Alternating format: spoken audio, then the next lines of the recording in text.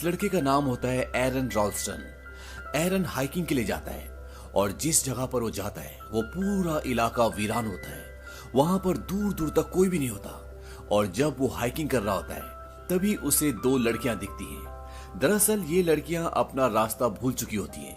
एरन बोलता है क्या मैं तुम्हारी कुछ मदद कर सकता हूं, और वो उन दोनों के पास जाता है। इनका नाम होता है क्रिस्टी और मेगन। एरन इन दोनों को सही रास्ता बताता है और इन्हें गाइड करने के लिए इन्हीं के साथ आगे के सफर पे निकल जाता है। और जब वो काफी आगे पहुंच जाते हैं तो एरन इन्हें बोलता है कि मैं एक और रास्ता जानता हूं और मैं गारंटी देता हूं कि आपको उस सफर में बहुत मजा आने वाला है। और ये तीनों के तीनों पहाड़ी दर्रों से आगे बढ़ना शुरू कर देते हैं। ये रास्ते बहुत पतले होते हैं और जब ये तीनों कुछ आगे पहुंचते हैं तो एरन वहां से कूद जाता है। ये देखकर वो दोनों डर जाते हैं, उन्हें लगता है कि एरन गिर गया। तभी एरन नीचे से आवाज लगाता है क्योंकि नीचे बहुत सारा पानी होता है और एरन उन दोनों को भी नीचे कूदने के लिए कहता है। और इसके बाद ये दोनों भी एक एक करके नीचे कूद जाते हैं और इस खेल में इन्हें बहुत मजा आता है। ये काफी समय तक उस पूल में एंजॉय करते हैं और उसके बाद वहां से निकल जाते हैं। वहां से निकलने के बाद एरन को हाइकिंग के लिए आगे जाना होता है और क्रिस्टी और मेगन को अपने घर। अब ये एक सेल्फी खींचते हैं। एरन पूछता है क्या फिर हम दोबारा कभी मिलेंगे। मेगन बोलती कि कल रात को हमारे घर पर पार्टी है और तुम भी आ सकते हो। और इसके बाद एरन वहां से निकल जाता है। एरन अब आगे पहाड़ी दर्रों से आगे बढ़ रहा होता है। वो इस पूरी हाइकिंग को बहुत एंजॉय कर रहा होता है, लेकिन यहाँ के रास्ते बहुत संकरे और बहुत खतरनाक हैं। और जब एरन दो संकरी पहाड़ियों से नीचे उतर रहा होता है तभी वहां पर एक पत्थर होता है। एरन उसका सहारा लेता है लेकिन वो पत्थर खिसक जाता है। इसकी वजह से एरन नीचे गिरता है और वो पत्थर जिसका उसने सहारा लिया था वो एरन के हाथ के ऊपर आकर गिर जाता है। अब एरन का हाथ दो संकरी पहाड़ियों के बीच में एक पत्थर के नीचे फंस चुका है। हालांकि उसको ज्यादा चोट नहीं लगी होती, लेकिन उसका हाथ अब वहां से नहीं निकल सकता। वो अपने हाथ को निकालने की बहुत कोशिश करता है, लेकिन उसकी सारी कोशिशें नाकाम हो जाती है। और जब उसको लगता है कि उसका हाथ अब यहाँ से नहीं निकल सकता तो वो मेगन और क्रिस्टी को जोर जोर से आवाजें लगाता है, लेकिन उसकी आवाज वहां से बाहर नहीं जा सकती क्योंकि ये संकरी पहाड़ियां हैं और यहाँ से आवाज बाहर पहुंचाना, वो भी इस वीराने में जहाँ कोसों दूर तक कोई इंसान, जानवर, पशु पक्षी का नामो निशान तक नहीं है, लगभग नामुमकिन है। इसके बाद एरन अपने बैग को खोलता है और उसके बैग में हाइकिंग का जितना भी सामान होता है वो सब का सब बाहर निकालता है। उसे यहाँ से किसी भी कीमत पर निकलना होगा क्योंकि वो जानता है कि यहाँ पर शायद कई महीनों तक कोई भी ना आए। अब जो उसने यहाँ पर सामान निकाला होता है उसमें एक छोटा सा नाइफ भी होता है और वो उस नाइफ के जरिए चट्टान को साइड से तोड़ने की कोशिश करता है, लेकिन ये एक ठोस चट्टान है और इसके साथ साथ एरन का सीधा हाथ चट्टान के अंदर फंसा होता है। इसीलिए उसे उल्टे हाथ से काम करने में और भी परेशानी हो रही होती है, लेकिन फिर भी एरन हार नहीं मानता। वो लगातार उसको काटना शुरू करता है और इसी दौरान उसका नाइफ उसके हाथ से छूटकर नीचे गिर जाता है और वो अब उस नाइफ को हाथ से नहीं उठा सकता क्योंकि वो उससे दूर होता है। लेकिन फिर भी किसी तरह से एरन उस नाइफ को अपने तक खींच लेता है और एक बार फिर से वो चट्टान को काटना शुरू करता है, लेकिन वो इस काम में पूरी तरह से नाकामयाब रहता है और उसके नाइफ की धार भी पूरी तरह से खत्म हो जाती है। और अब रात हो जाती है और एरन को यहाँ पर फंसे हुए कई घंटे हो चुके हैं। उसे नहीं पता कि वो यहाँ से कैसे निकल सकता है, इसीलिए वो लगातार यहाँ से निकलने की, अपने हाथ को निकालने की कोशिश करता रहता है। और अब एरन को यहाँ पर फंसे हुए 25 घंटे हो जाते हैं, लेकिन अभी भी उसे निकलने का कोई रास्ता नहीं मिलता। इसके बाद वो अपने कैमरे को ऑन करता है और उसमें अपनी रिकॉर्डिंग करना शुरू करता है। वो बताता है कि पिछले 25 घंटों से मैं यहाँ पर फंसा हूँ और किसी को नहीं पता कि मैं यहाँ पर हूँ क्योंकि वो किसी को बिना बताए यहाँ पर आया होता है। वो ये भी बताता है कि उसके पास खाना बहुत कम है और पीने के लिए भी सिर्फ 400 से 500 ml पानी है। अब जब वो सब कुछ रिकॉर्ड कर रहा होता है तभी उसे ऊपर से कुछ आवाज आती है और उसे लगता है कि वहां पर कोई है और एरन जोर जोर से चिल्लाने लगता है, लेकिन उसके चीखने का, चिल्लाने का कोई फायदा नहीं होता क्योंकि वहां पर कोई होता ही नहीं है। और कुछ घंटों के बाद एक बार फिर से रात हो जाती है। एरन को भूख लगती है और उसके पास जो खाने का बचा कुचा सामान होता है वो उसे खाता है और तभी उसे याद आता है कि आज रात को क्रिस्टी और मेगन ने उसे बियर पार्टी में बुलाया था और वो उस पार्टी को इमेजिन करना शुरू कर देता है, अपने आप से बातें भी करता है।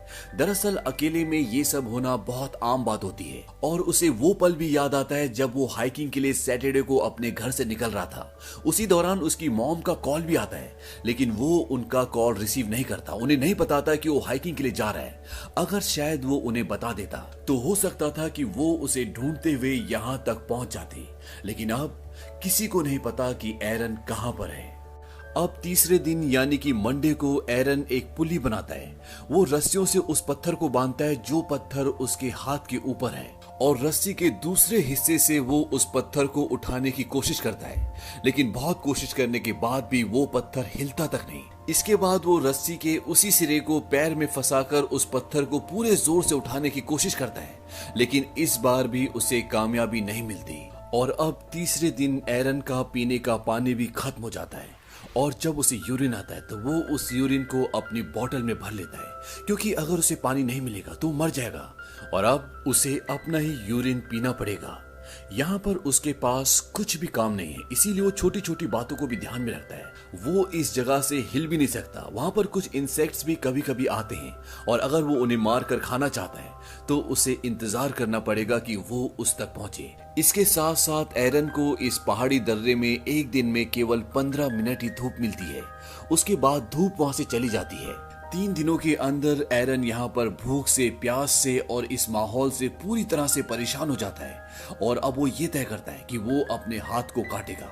वो अपने हाथ को ऊपर से अच्छे से बांध लेता है और उसके पास जो नाइफ होता है वो उससे अपने हाथ को काटने की कोशिश करता है, लेकिन अब उसकी धार खत्म हो चुकी है, जिसकी वजह से उसके हाथ की पतली सी स्किन भी उस चाकू से नहीं कटती। इस बात से एरन को डिसअपॉइंटमेंट होता है और वो कैमरे में रिकॉर्ड करता है कि कभी भी चाइना के सस्ते टूल्स मत खरीदना, ये किसी काम के नहीं होते। और इस तरह से एक और दिन खत्म हो जाता है, रात हो जाती है।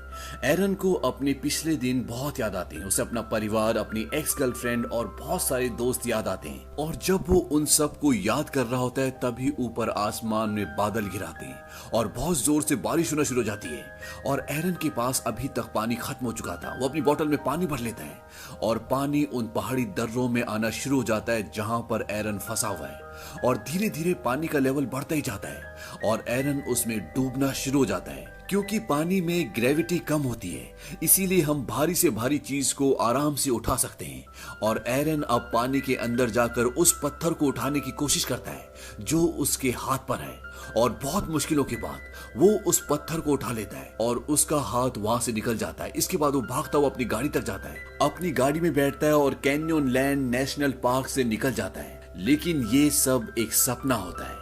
एरन अभी भी उस पहाड़ी दर्रे में फंसा हुआ है और वो जोर जोर से चिल्लाना शुरू कर देता है। उसे यहाँ पर काफी दिन हो चुके हैं, इसीलिए उसे अजीब अजीब सपने और साथ में हेल्यूसिनेशन भी होना शुरू हो जाते हैं। हेल्यूसिनेशन भ्रम को कहते हैं, जब सामने कुछ भी नहीं होता और आपको बहुत सारी चीजें दिखती हैं तो इसे हेल्यूसिनेशन कहा जाता है। एरन को इस जगह पर फंसे हुए 4 दिन हो चुके हैं और ये उसका 5वां दिन होता है, इसीलिए उसका बिहेवियर बहुत चेंज हो जाता है। वो अपने आप से बातें करता है, कमेंट्री करता है और उसमें ये बताता है कि अगर मैंने अपनी मॉम का कॉल रिसीव करके उन्हें बताया होता कि मैं इस जगह जा रहा हूँ तो शायद आज मैं यहाँ पर फंसा हुआ नहीं होता। और जिस शॉपकीपर से उसने हाइकिंग का सामान लिया था उसने उसे भी कुछ नहीं बताया था। अगर शायद वो उससे भी कुछ बता देता तो हो सकता था उसकी मिसिंग रिपोर्ट वो करवा देता और कोई उसे यहाँ पर ढूंढने आ जाता। एरन अपनी मॉम और डैड को कहता है कि मैं तुमसे बहुत प्यार करता हूँ और वो ये सब इसलिए रिकॉर्ड कर रहा होता है क्योंकि अब उसकी खुद भी यहाँ से निकलने की उम्मीदें टूट चुकी हैं। वो प्यासा है, वो भूखा है, उसके शरीर में जान नहीं है और ये बहुत बड़ा पत्थर जिसे वो हिला भी नहीं सकता। उसने एरन की पूरी जिंदगी को इस पहाड़ी दर्रे में रोक कर रख दिया है। अब एरन एक बार फिर से अपने हाथ को बांधता है और वो चाकू जिसकी धार पूरी तरह से खत्म हो चुकी है, इस बार वो उससे अपने हाथ को काटने की कोशिश नहीं करता बल्कि उस चाकू की फ्रंट साइड को अपनी स्किन के अंदर गाड़ना शुरू करता है और चाकू उसकी हड्डी तक टच हो जाता है। उसके हाथ से खून निकलना शुरू हो जाता है, लेकिन इससे आगे एरन कुछ भी नहीं कर पाता और इस तरह से एक दिन और निकल जाता है और छठे दिन एरन अब बहुत कमजोर हो चुका है और अगर अब वो यहाँ से नहीं निकला तो वो बच नहीं पाएगा। एरन कहता है कि शायद ये पत्थर जिंदगी भर मेरा ही इंतजार कर रहा था।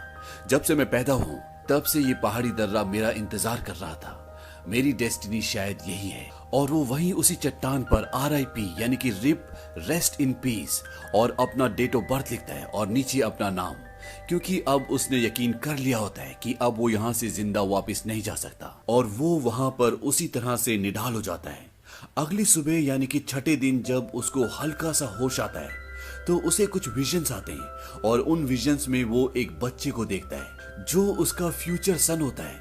और अपने बच्चे के साथ वो देखता है कि वो खेल रहा है और तभी उसके अंदर एक आत्मशक्ति आती है और वो अपने फंसे हुए हाथ को ऑपोजिट साइड पुश करना शुरू करता है और अपने हाथ की हड्डी को तोड़ देता है। और इसके बाद जो उसके पास चाकू होता है उस पर उसने धार लगा ली होती है और धीरे धीरे वो अपने हाथ को काटना शुरू करता है और इस तरह से वो अपने हाथ को अपने शरीर से अलग कर देता है। और आज छठे दिन अपने हाथ का बलिदान देने के बाद एरन अपने आप को इस पत्थर से, इस दर्रे से आजाद कर पाता है। वहां से निकलने से पहले वो अपने हाथ की फोटो भी खींचता है, उस हाथ की जो अभी भी उस पत्थर में फंसा हुआ है। अब एरन बहुत मुश्किल से इस पहाड़ी दर्रे से बाहर निकलता है और बाहर निकलने के बाद वो देखता है कि वहां पर बारिश का कुछ पानी जमा होता है। एरन उस जगह पर जाता है और बहुत सारा पानी पीता है, क्योंकि पिछले 6 दिनों से एरन ने न खाना खाया और न अच्छे से पानी पिया है, इसीलिए वो जी भर के पानी पीता है।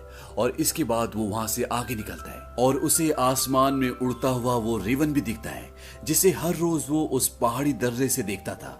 आज वो खुद भी उस रेवन की तरह आजाद हो चुका है। लेकिन अभी भी कैनियन लैंड्स नेशनल पार्क से निकलना इतना आसान नहीं है, क्योंकि ये एक बहुत बड़ा बियड़ है। लेकिन एरन अपनी आत्मशक्ति को नहीं खोता।